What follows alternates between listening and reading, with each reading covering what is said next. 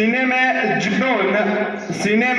जुनून और आंखों में देशभक्ति की चमक रखता हूँ। सीने में जुनून और आंखों में देशभक्ति की चमक रखता हूँ। दुश्मन की सांसें रुक जाए ऐसी आवाज में धमक रखता हूँ। लिख रहा हूँ आगाज आज में, अंजाम कल आएगा। मैं मेरे हर एक खून की बूंद का, हर एक खून की कतरे से इंकलाब आएगा। इस प्रकार की भावनाओं से समर्पित शहीद भगत सिंह ने अपने जीवन को, अपने इस देश को आजाद कराने से, अंग्रेजों को यहाँ से उखाड़ फेंकने में एक जीवन समर्पित किया था। उसके बारे में थोड़ी सी जानकारी आपको उपलब्ध करवाई जा रही है।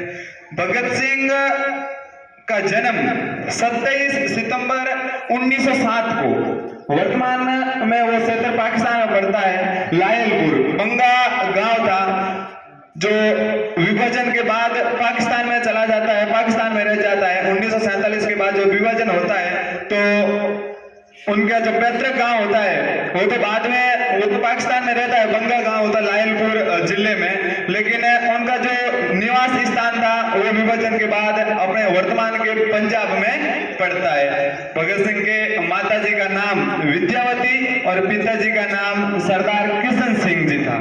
जिस समय भगत सिंह का जन्म हुआ था 27 सितंबर 1907, उस समय भगत सिंह के पिताजी किशन सिंह जी और उनके चाचा जी अजीत सिंह जी और उनके एक और चाचा जी थे स्वान सिंह जी, वो सारे लोग गदर पार्टी में शामिल होने के कारण, गदर पार्टी बनी किसने थी?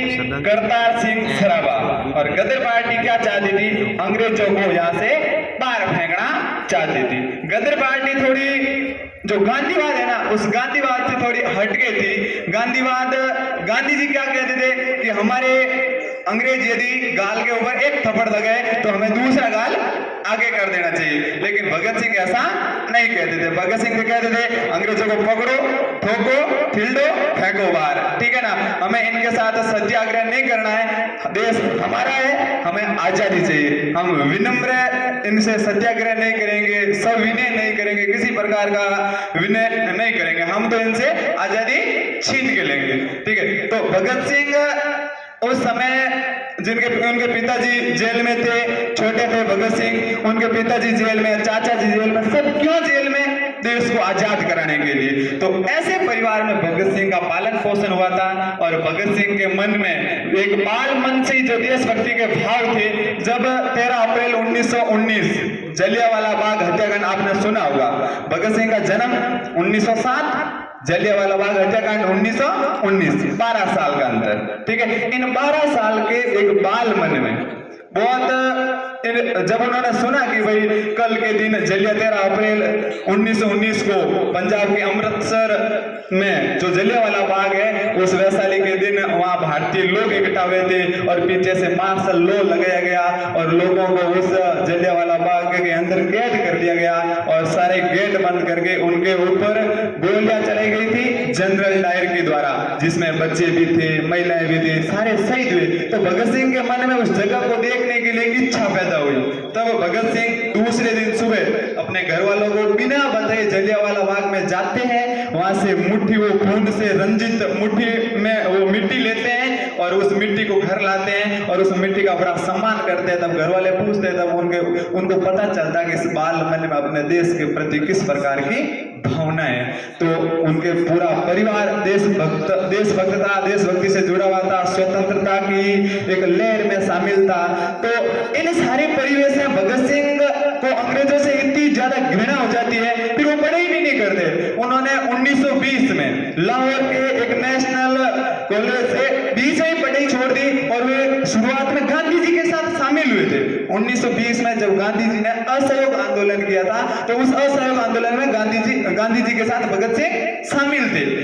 अब जो असहयोग आंदोलन था वो सुचारू रूप से, सही ढंग से संचालित हो रहा था। गांधी जी कहते थे कि भाई हमें हिंसा नहीं करना चाहिए, सत्य के मार्ग पे चलना चाहिए। चलो, भगत सिंह भी उन सारी बातों को मान रहे थे, गांधी जी के साथ चल रहे थे। लेकिन जब जो असहयोग आंदोलन में जो क्रांतिकारी शामिल थे, जो हमारे भारतीय सैनिक शामिल थे, जो भारतीय राष्ट्रभक्त शामिल थे, उन्होंने क्या किया, फरवरी 1922 में उत्तर प्रदेश के गोरखपुर जिले में एक चौरा चौरी गांव होता है, हिंसा कर देते हैं। हिंसा क्यों कर देते हैं? क्योंकि जब अंग्रेज अपनी सीमा तोड़कर भारतीय लोगों के ऊपर अत्याचार कर रहे हैं तो भारतीय लोगों ने, उनके लीडर तो गांधी जी थे, लेकिन गांधी जी की बात ना मानते हुए पूरा जब पुलिस वालों ने उसके ऊपर लाठीचार्ज किया तो भारतीय लोगों ने पूरा जो भारतीय सैनिक थे असहयोग आंदोलन में जो भी जितने भी क्रांतिकारी थे उन्होंने अंग्रेजों का चोरा चोरी नामक गांव में जो पुलिस चौकी थी ना उस पूरी पुलिस चौकी को जला दिया, जिसमें 23 पुलिसकर्मी और एक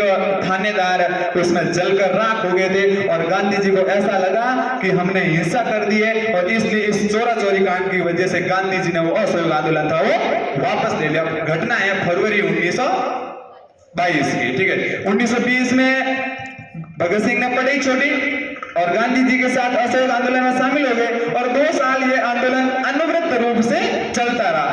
और भगत सिंह को भी लगा कि नहीं हम अंग्रेजों को हराएंगे। और भगत सिंह थोड़े क्रांतिकारी विचारधारा के थे। भगत सिंह ऐसा नहीं कहते थे कि भाई हमें हिंसा नहीं करनी चाहिए, वो कहते थे जब हमारे ऊपर अत्याचार हो रहा तो हमें वापस इनको जवाब देना चाहिए, हमें सहन नहीं करना चाहिए। जबकि गांधी जी उन्हें ये सिखा रहे थे कि भाई हम सहन करेंगे, हम हिंसा नहीं करेंगे। अंग्रेज भले ही किस प्रकार की घटनाएं कर रहे लेकिन हम जो लड़ाई वगैरह ना इस प्रकार हाथ उठाना, हथियार चलाना, इस प्रकार से हम नहीं करें। हम तो चरखा चला के क्या करेंगे, अंग्रेजों से आजादी लेंगे। जब 1922 तक असहयोग आंदोलन सुचारू रूप से चल रहा था, भगत सिंह शामिल थे, लेकिन गांधी जी ने अब किसी को बिना पूछे एक निर्णय ले लिया कि थोड़ी सी हिंसा की वजह से वो आंदोलन वापस ले लिया। तब भगत सिंह को गुस्सा आया कि हम इतने तल्लीनता से आपके साथ सहयोग कर रहे थे और आपने वो आंदोलन वापस ले लिया।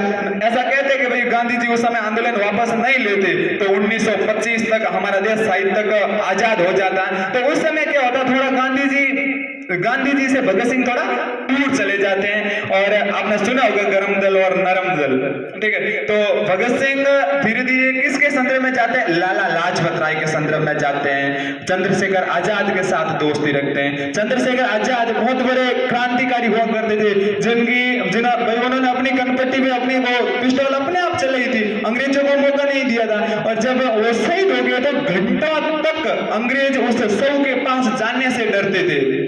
कि चंद्रशेखर आजाद के बारे में कहा जाता है कि ठगपन में लिया गया निर्णय अंतिम क्षण तक याद रहा। जीते जी आजाद था, मरते दम तक आजाद था। और घंटों अब भारत का मान सम्मान भूत वैभव से सम्मानित था और घंटों दूर रहे थे अंग्रेज आजाद के सुख से, ठीक है। तो वो जो आजाद थे उन्होंने जब अपनी कनपट्टी में पिस्तौल लगे अपने आप को शहीद किया था भारत माता के लिए, तो अंग्रेज वो शव के पास जाने से भी डरते थे। ऐसे महान क्रांतिकारी कौन थे, चंद्रशेखर आजाद। और उनके साथी, उनके दोस्त कौन थे, भगत सिंह। तो वो भगत सिंह, करतार सिंह सराभा है, लाला लाजपत राय है, तो उन सारे लोगों के साथ रहकर भारत को आजाद करने की एक अनवरत मिसाइल चली थी। और 8 अप्रैल 1919 उस समय अंग्रेजों की दिल्ली में जो असेंबली थी, एक सभा थी, उस सभा पर भगत सिंह ने क्या डाला था, बम, ठीक है। और कुछ लोग ऐसा कहते हैं कि भाई भगत सिंह को फांसी क्यों दी गई, क्योंकि दिल्ली की असेंबली में या सभा में क्या फेंका था, बम। लेकिन ये बात गलत साबित है। ये उन्होंने बम फेंका इसलिए उनको फांसी नहीं हुई थी। जिस समय बम फेंका था उस समय उनके साथ बटुकेश्वर दत्त थे, तो बटुकेश्वर दत्त को तो फांसी नहीं हुई। इसका रीजन अलग है।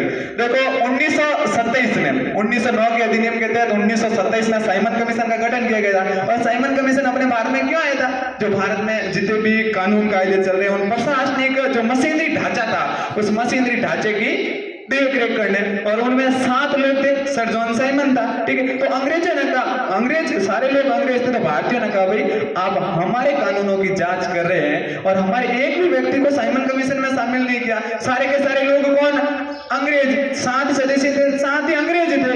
तब लाला लाजपत राय ने, उस समय लाहौर अपने भारत में ही पड़ता था, 1947 में विभाजन हुआ तब पाकिस्तान बना, उससे पहले पाकिस्तान था ही नहीं, ठीक है। तो 1928 में जब वो साइमन कमीशन भारत आया, भारत के लाहौर में आया, तब लाला लाजपत राय ने उनका विरोध किया था कि भाई आप हमारे कानूनों की जांच कर रहे हो और हमारे एक भी भारतीय को उसमें शामिल नहीं किया है। तब लाला लाजपत राय सैनिकों को इकट्ठा करते, क्रांतिकारियों को इकट्ठा करते और लाहौर में साइमन कमीशन के खिलाफ साइमन कमीशन गो बैक के नारे लगाते हैं। और उस समय पुलिस वाले क्या करते हैं, सैनिकों पर, विद्रोहियों पर लाठीचार्ज करते हैं और और उस लाठीचार्ज में लाला लाजपत राय की क्या हो जाती है, मृत्यु हो जाती है। और लाला लाजपत राय के निर्देशों पर कौन चलते थे, भगत सिंह चलते थे। तब लाला लाजपत राय का जो बदला लेने के लिए भगत सिंह क्या करते हैं, एक अंग्रेज की क्या कर, हालांकि वो मारना तो स्टॉकी को चाहता है, लेकिन उससे वो जंगल में छुपे हुए थे चौकी से, जैसे सैंडर्स नाम का एक अंग्रेज होता है,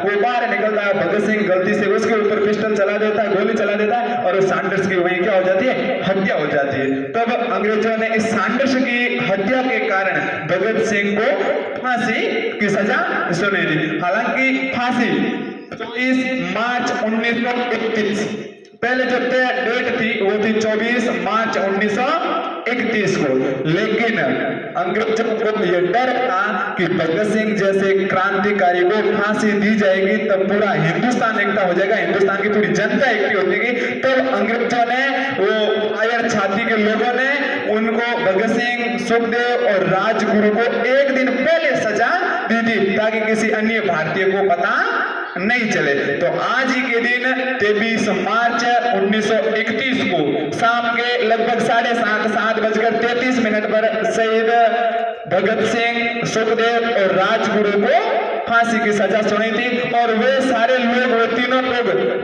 ये 3 लोग थे, तीनों को फांसी दी गई थी, और इनके अलावा 8 लोग और थे जिन्हें काले पानी की सजा सुनी गई थी। और इन लोगों ने अपने देश के लिए बिना किसी विचार विमर्श के, बिना किसी संकोच के देश को आजाद कराने के लिए भगत सिंह, सुखदेव और राजगुरु फांसी के फंदे पर झूल गए थे। और उन्होंने कहा था, यदि मैं एक फांसी पर झूलता हूं तो मेरी जगह बहुत सारे ऐसे जवान पैदा होंगे, बहुत सारे सैनिक पैदा होंगे जो हमारे देश को आजाद करवाएंगे। उन्होंने कहा था कि मैं आपसे कह रहा हूं, वादा कर रहा हूं कि एक भगत सिंह की फांसी से हजारों का सैलाब में आपके भारत माता के सपूत पैदा होंगे। कुछ बातें हमारे इतिहास में हैं जो गांधी जी और भगत सिंह से जुड़ी हुई है। ये हम एक स्टूडेंट की तरफ से, एक स्टूडेंट के लेवल से बात करें, बातें ये होती है भाई कि जब 23 मार्च, ये जो दिनांक का खेल है ना, बड़ा अजीब खेल है। देखो 5 मार्च 1931 गांधी इरविन समझौता, दिल्ली समझौता, 23 मार्च भगत सिंह फांसी, 29 मार्च कराची सम्मेलन, किसका? कांग्रेस का। कांग्रेस कराची सम्मेलन, आपको विदित होगा कि कांग्रेस की स्थापना 1885 में क्यों हुई थी? अंग्रेजों की सहायता करने के लिए। वो आज भी इतिहास में सीधी लाइन लिखी जाती है कि A.O. ह्यूम ने 28 दिसंबर 1885 को कांग्रेस की स्थापना अंग्रेजों की सहायता के लिए की थी। ठीक, तो उस समय जो कराची का अधिवेशन हुआ था, शहीद भगत सिंह शहीद कब हुए थे? 23 मार्च को फांसी दी थी, और 29 मार्च को कराची का अधिवेशन हुआ था। और इससे कुछ दिन पहले 5 मार्च गांधी जी और उस समय अंग्रेजों के लॉर्ड इरविन, जो समय का वायसराय हुआ करता था, उनके मध्य एक समझौता होता है, कुछ मांगे होती है। तब गांधी जी जाते हैं इरविन के पास और कुछ बातें होती है, उनसे मनवाते हैं कि भाई ये कहते हैं आप यदि स्वीकार कर लेते हो तो हम कहाँ जाएंगे? द्वितीय गोलमेज सम्मेलन में भाग लेंगे। और अंग्रेजों ने यह कहा था कि गांधी जी, यदि आप द्वितीय गोलमेज सम्मेलन में भाग लेते हो तो हम आपके देश को क्या कर देंगे? आजाद कर देंगे। नहीं तो हुआ क्या था, गांधी जी ने प्रथम गोलमेज सम्मेलन में भाग नहीं लिया था, द्वितीय गोलमेज सम्मेलन में गए थे, जहां उनका टकराव हो जाता है भीमराव अंबेडकर के साथ, और तृतीय गोलमेज सम्मेलन में भाग नहीं लेते। अब बातें कितनी सच है कितनी झूठ है, लेकिन एक स्टूडेंट की तरफ से सोचे तो एक बात तो ये भी सोचे कि कुछ लोग कहते हैं कि भगत सिंह की फांसी गांधी जी ने नहीं रुकवाई, बात सही है, नहीं रुकवाई।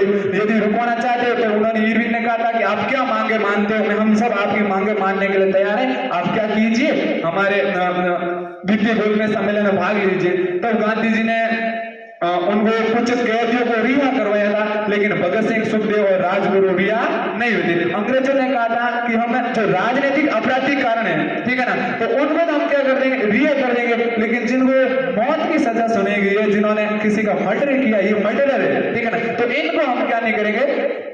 फांसी की सजा टाल नहीं सकते। तो कुछ ये जो मिथ्य है आज भी हमारे सामने बने हुए हैं, लेकिन हम एक स्टूडेंट की तरफ से सोचे तो गांधी जी थे कौन भाई भगत सिंह को छुड़ाने वाले? क्या गांधी जी में इतनी ताकत थी? क्या गांधी जी अंग्रेजों के वायसराय थे, या क्या गांधी जी अंग्रेजों के गवर्नर जनरल थे?